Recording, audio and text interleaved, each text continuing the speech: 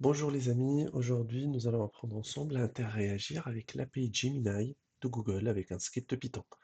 L'idée c'est d'appeler l'API Google de leur intelligence artificielle Gemini en passant par du script Python en intégrant leur API. N'hésitez pas à vous abonner si jamais vous voulez apprendre plus de choses qui concernent le Python dans le futur.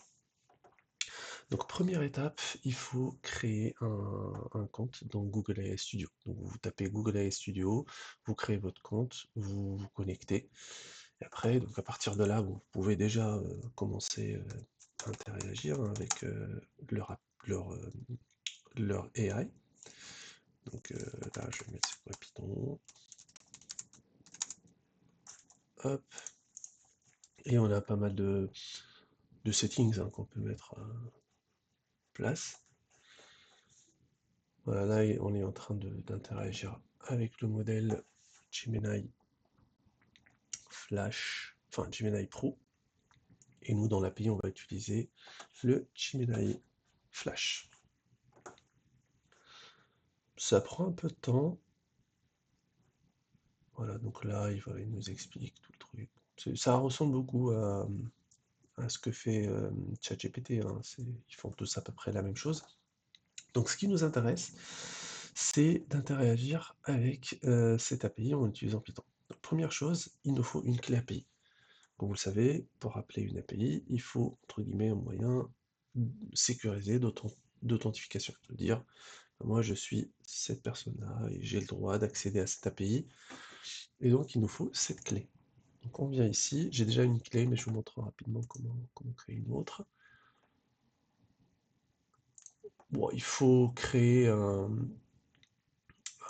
projet, un Google, pour pouvoir le faire. Donc vous vous connectez sur Google Cloud Console, vous faites Create Project, et vous pouvez créer un projet, et après vous pouvez l'utiliser pour créer une API. Dites-moi si vous n'arrivez pas à le faire, je vous ferai une vidéo de comment le faire. Donc là, ça va être plutôt simple. Tac. Donc là, on a notre clé. On va la copier. Bon, bien sûr, je vais la désactiver juste après, hein, parce que c'est une clé sécurisée, il ne faut pas que ça soit visible à tout le monde, etc. Donc moi, juste après la vidéo, je la désactiverai pour des raisons de sécurité, bien sûr. Hop, on enlève, et on va venir ici, et donc là, je vais utiliser Colab pour faire notre test. Il y a un truc qui est super bien et super pratique dans Colab, c'est un moyen de garder les secrets d'une façon sécurisée dans un notebook Colab. C'est de venir dans cette petite clé, hop, on clique, et bon, là j'ai beaucoup de secrets, hein, voilà. Donc, je rajoute secret, API par exemple, Gemini test, je rajoute ma clé, et elle est créée, il ne faut pas oublier de l'activer. Donc là, notre clé est activée. Première étape, il faut installer la bibliothèque Google GenAI pour pouvoir interagir avec l'API Gemini de Google. Une fois installé, donc moi je l'ai déjà lancé histoire de gagner un peu de temps. Après, bon bah il faut aller chercher la lib, et je pense que ça, on verra si on en a besoin. Et après, il faut avoir un moyen pour aller chercher la clé API de Gemini qu'on a importée. Et du coup, on va utiliser la bibliothèque Google Colab User Data, donc la partie User Data, le module User Data. Tac, on va importer. On va juste vérifier le nom. Hop. Et là, on va aller chercher notre clé. Tac. Donc là, la clé, on l'a cherchée. Bon, je vous la montre, mais bon, voilà, elle est là. Hop. Et après, on va créer un client qui va interagir avec Gemini. Donc là, hop, on crée le client. Voilà, donc, tac. Voilà, donc le client est créé. Bon, après, on peut préparer le prompt. Donc là, je l'ai préparé dans une cellule à part. Voilà, je lui dis explique-moi pourquoi Python est simple à apprendre. Tac. Et après,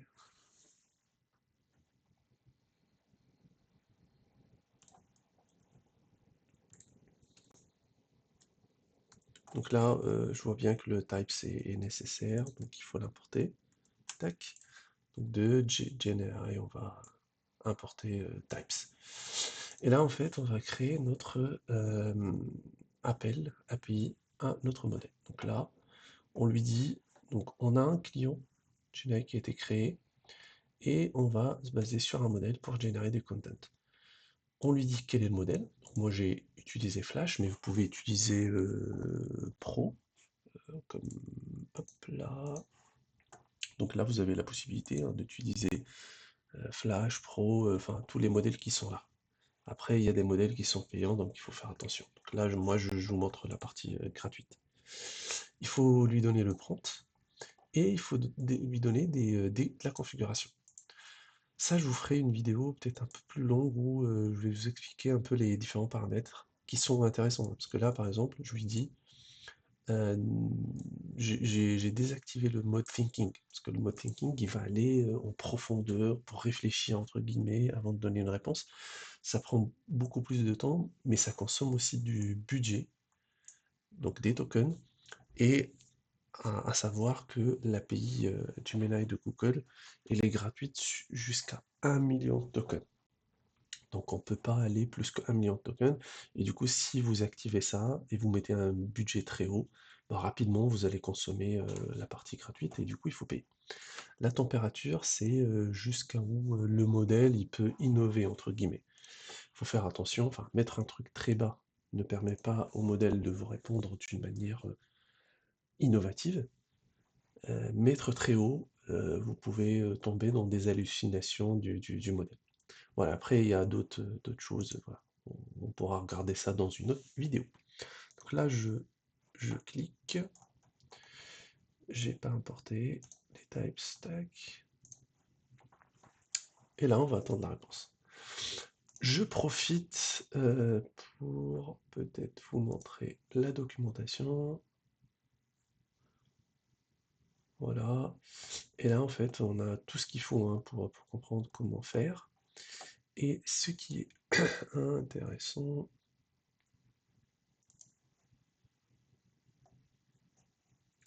voilà, il vous montre tous les modèles que vous pouvez utiliser. C'est très intéressant, n'hésitez pas à regarder, il y a plein de trucs, hein. Après, il faut juste faire attention à la partie gratuite. Par exemple, Gemini Pro, il y a une version gratuite. La version gratuite, elle peut aller... Non, pas le Pro, le Flash, par exemple, là. Donc, là, ouais, voilà. Là, c'est la version gratuite. Elle est jusqu'à 1 million de jeux, de tokens. Et après, au-delà, il y a des frais à payer sur l'input que vous envoyez au modèle et sur l'output quand il vous génère de la donnée. Attention aussi, il y a des limites sur le débit. Donc voilà, pour le niveau gratuit, on est limité. Donc pour la version gratuite, par exemple le Gemini Pro, on ne peut pas faire plus que 5 requêtes par minute. Vous voyez? Et on ne peut pas faire plus que 100 requêtes par jour. Sur le Flash, on peut faire 10 par minute et 250 par jour. Et ainsi de suite. Sur le Gemini Flash que moi j'utilise, là par exemple, on peut aller jusqu'à 10 et 250 par jour. Sur le Lite, bien sûr, on peut aller largement plus haut. Ok. Donc voilà. Et n'hésitez pas du coup à regarder, hein, voilà, c'est très intéressant. Donc là, on a eu notre réponse. Donc la réponse, elle est stockée dans cette variable. Si on regarde, donc là, la réponse, il va nous dire, il va nous donner, par exemple, en fait, ce qui nous intéresse, ça va être ce qui est là. Ce qui est dans content, c'est le texte de réponse. Et après, il nous renvoie quel était le modèle qu'on a utilisé, response ID. Il va nous dire combien de tokens on a consommé. Et total token, ça c'est en fait c'est la somme entre combien de tokens il a consommé pour faire l'output et combien de tokens on a consommé pour l'input. Donc au total, on a consommé 1135. Après, voilà, ce qui est problématique avec ce genre d'AI, c'est qu'il répond avec voilà, un livre, quoi. Donc à la limite, dans le prompt, vous pouvez le limiter en lui disant réponds-moi en 2 phrases ou en 3 phrases. Comme ça, vous limitez le nombre de tokens qui est utilisé. Donc voilà, là, il y a toute la réponse. Et nous, ce qu'on va essayer de faire, on va aller chercher cette partie-là. Donc là, voilà, il faut être patient. Il faut aller chercher dans cette partie ce qui nous intéresse. Si on arrive à le faire, non. Attendez, juste tac. Hop. Stocké où?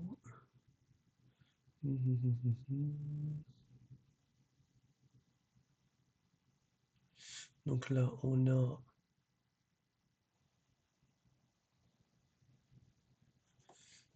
je pense que ça. Content generator. Et pourquoi il veut pas?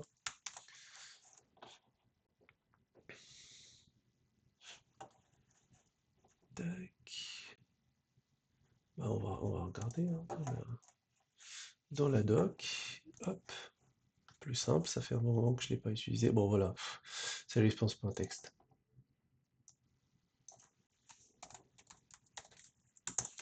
Voilà. Et là, on a le texte de la réponse. Bon, n'hésitez pas à liker, à vous abonner, à me dire si vous voulez voir d'autres choses. Il y a pas mal de choses dans cette API, donc on peut explorer ensemble ces choses-là.